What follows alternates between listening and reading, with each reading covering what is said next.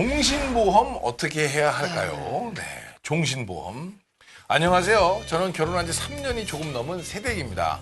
그동안 맞벌이에 아끼고 살아서 3년 만에 1억 원을 모았습니다. 더욱더 아끼는 건 잘할 수 있는데요. 보험에서 과소비를 한 것 같아서 어떻게 해야 할지를 모르겠습니다. 일단 아버지가 고3 때 돌아가셔서 종신보험의 중요성을 알고 남편 앞으로 20년 납 100세 만기 종신보험을 들었는데 한 달에 26만 원이 나가더라고요. 이제 일을 그만둔 저에겐 이 보험금이 큰 부담으로 다가오고 있습니다. 남편, 아내. 여보, 우리 보험금이 총 얼마야? 어디 계산을 좀 해볼까? 저축까지 합치면 90만 원? 뭐가 그렇게 많이 나가? 이것만 줄여도 1년에 1억 원 모으겠다? 아니 같이 가입해놓고 나한테 소리야! 내가 같이 가입했어? 당신이 가입했지? 아니 말처럼 그게 쉽게 얘기를 해봐, 뭐 들어가는지. 그럼 우리 한번 따져보자고. 응? 종신보험 26만 원, 실비보험 당신이랑 나 13만 원. 응? 이게 40만 원 나갔지. 그리고 우리 애들 보험 5만 원, 휴유장애 둘이 합쳐서 10만 원. 나머지는 연금보험이야. 무슨 휴유장애가 필요해? 당신이 무슨 휴유장애가 필요하냐고? 그리고 종신보험은 왜 이렇게 많아? 가수 윤종신 좋아해? 왜 종신보험 이렇게 많냐고? 나는 소리 못 질러서 안 지르는 줄 알아? 질러봐 그럼. 이건 다 당신과 나 그리고 우리 가족을 위한 그런 조치니까. 그리고 아버지 돌아가시고 나서 우리 가족 정말 힘들었거든. 난 결코 이것만 포기 못하겠어. 보장성 보험이 정리가 안 됩니다. 종신보험이요, 절대 포기가 안 됩니다. 후유장애 보험을 줄여야 하나? 이런 걱정 저런 걱정 너무 많습니다. 보험을 해약할 때 보장성 보험도 해지 시점에 따라서 해지 환급금이 납입한 보험료를 초과하는 경우가 있는데요. 해지 환급금이 납입한 보험료보다 많을 시 이게 과세가 되나요? 라고 또 여쭤봐 주셨습니다. 네. 이분은 이제 쭉 얘기하다가 맨 마지막에 질문은 과세가 과세 되나요? 세금 문제로. 지금 저는 이제 쭉 읽으면서 이 보험을 좀 정리해달라는 이런 얘기구나 하고 쭉 듣다가 맨 마지막 질문은 해지환급금이 납입한 보험료보다 많을 때 과세가 되나요? 뭐 요걸 질문해 주셨는데요. 네, 근데 사실 이 질문이 워낙 많아서 네. 보험 가입자들이 궁금해하는 모든 질문들 총망라한 것 같아요. 네, 이거 진짜 뭐 혹시 보험회사에서 쓰신 거 아닌가요? 완벽합니다, 지금. 네, 정말 그 어마어마하게 많이 들어오셨는데. 자, 이걸 이제 어떻게 좀 네, 지원을 할까요? 줄여야 될지 어떻게 될지. 네네. 소장님 좀 말씀 좀 해주세요. 전 보험은 이제 그렇게 생각합니다. 최소한은 사실은 필요합니다. 제가 한번 예를 들어 이제 말씀을 드린다면은 소득을 이제 한 200만 원 소득이고 부부가 있는데 혼자 벌고 있고 가장이 그다음에 애가 2명이 있고 그러면 이 가정에서 매월 5만 원씩 저축을 하는 게 나을지 매월 5만 원씩 가장에 종신보험이나 그다음에 질병보험을 드는 게 나을지 하는 부분입니다. 그 둘 어느 걸 이 가정은 해야 맞겠습니까? 야, 근데 그 이제 약간 저거 아닐까요? 아주 그냥 4명이 건강하면 그러게요. 저축이 난 것 같고. 네. 이거 뭐라고 얘기하기 좀 애매합니다. 200만 원 정도 소득 같으면은 이건 당연히 종신보험을 들어야 됩니다. 보험으로 가는 게 맞습니까? 예, 그렇습니다. 예를 들어 이 가정이 5만 원씩 이렇게 저축을 해서 20년 동안 해봐야 어느 정도 모으겠습니까? 그 금액 별로 크지 않습니다. 예. 크지 않고 만기 환급금이 아니라 순수 보장 이런 식으로 든다면은 이 가정이 다쳐가지고 그 일을 못 하게 되고 그 다음에 질병으로 돈을 쓰게 된다면 이 가정이 전체적으로 파괴가 되어버립니다. 그런 면에서 이제 보험은 상당히 중요합니다. 그 5만 원이 예, 가정의 어떤 그렇습니다. 편안한. 예. 그래서 소득이 오히려 적을수록 그런 부분은 이제 보장을 해줘야 되고요. 너무 많이 드시면 안 될 것 같고요. 트라우마 때문에. 보험은 중용의 덕을 시켜야 된다. 그렇습니다. 적당히. 예. 불가근 불가원. 예. 멀어져서도 안 되고 너무 그렇습니다. 가까워도 안 예, 되고. 그렇다고 너무 싫어하셔가지고 안 네, 하는 것도 맞아요. 정말 위험한 거고요. 그럼 김경록 소장님은 소득이 낮을수록 보장성, 순수 보장성 보험을 필요합니다. 꼭 예, 필요하다. 예. 그럼 만약에 한 예를 들어 예. 재벌 회장께서 그게 뭐가 필요하겠습니까? 맞아요. 전혀 필요 없으시죠. 사실 뭐 재벌 같은 경우는 건강보험도 필요가 없을 것 저희가 같아요. 아파서 뭐 3천만 원, 5천만 원 나가는 거 뭐 별 부담이 없으면은 네. 그런데 소득이 적은 가정에서는 그거 하나가 가정을 파괴시킬 수가 있기 때문입니다. 그래요. 예.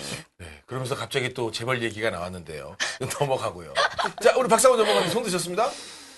네, 이제 소장님께서 기본적인 말씀 잘 해주셨고요. 특히 아까도 말씀하셨지만 소득이 많지 않거나 되게 열심히 사는 보통의 서민들일수록 보험에 좀 더 집중해야 됩니다. 맞아요. 돈이 많으신 분들은 자산을 지키기 위해서 보험을 가입해도 요즘 어렵고 열심히 사는 보통 사람들은 가족을 지키기 위해서 보험을 가입하는 건데 예.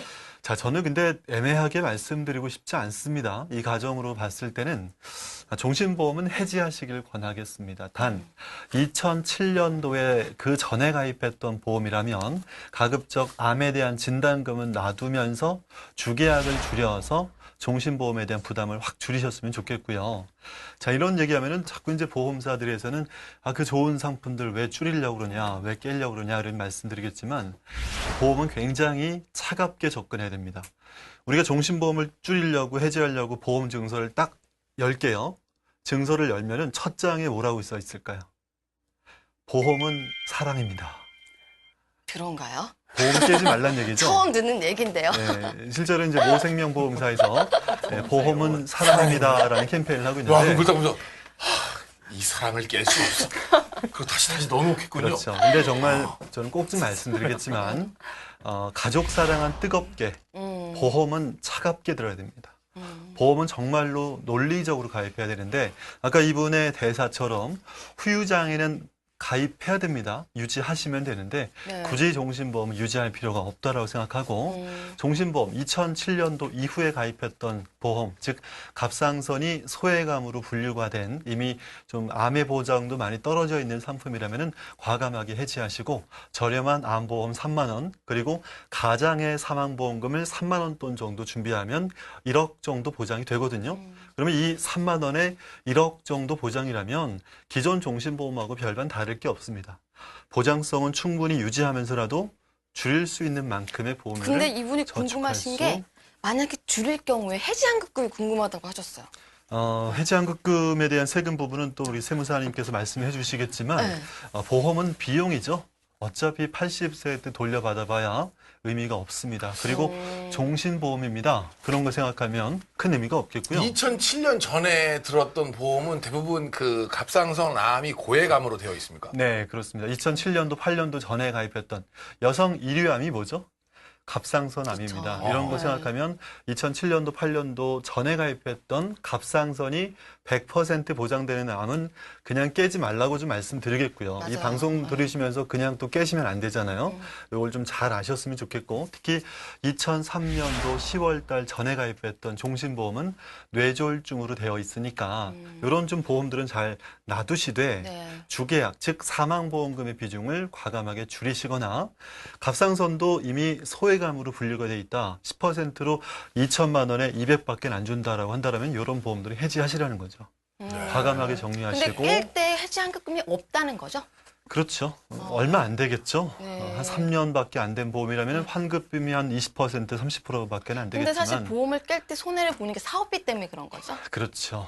그래서 이 방송 들으신 분들 중에 혹시 유니버셜 보험을 갖고 계신 분들이라면 그냥 깨지 마시고요. 감액 완납이나 납입 중지를 통해서 보장들은 유지하시면서 보험료는 더 내지 않는 방법들도 검토해 보셨으면 좋겠습니다. 네. 자, 이제 고경 세무사님의 시간입니다. 자, 지금 굉장히 뭐 네, 맨 마지막 질문. 엄청난 질문이 많다가 갑자기 맨 마지막 질문이 가장 중요합니다. 해지한급금이 납입한 보험료보다 많을 시, 그러니까 돈을 더 많이 받는 거잖아요, 사실은. 그러니까 그러면 여기 과세가 되나요? 과세가 되나? 그러니까 원래 보장성 보험이라는 거는 상해나 질병, 뭐 사망에 대한 보장을 해주는 거기 때문에 내가 낸 보험료보다 만기 환급금이 더 많이 나는 경우는 거의 없거든요. 근데 진짜 뭐 공시 이율도 높고 네.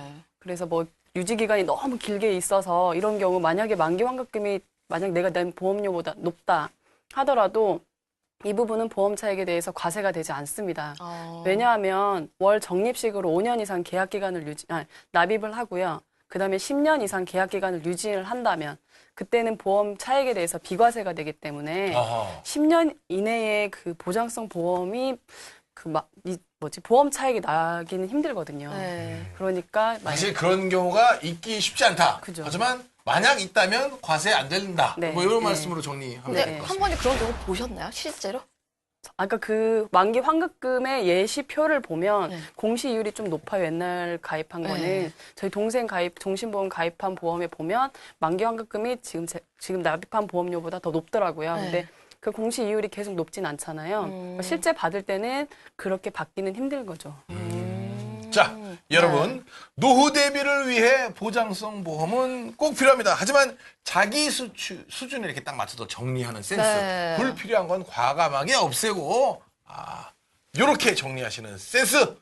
실비보험 꼭 필요하고요. 네. 그리고 뇌졸중, 심근경색, 암 제일 중요한 걸 빼먹었네요.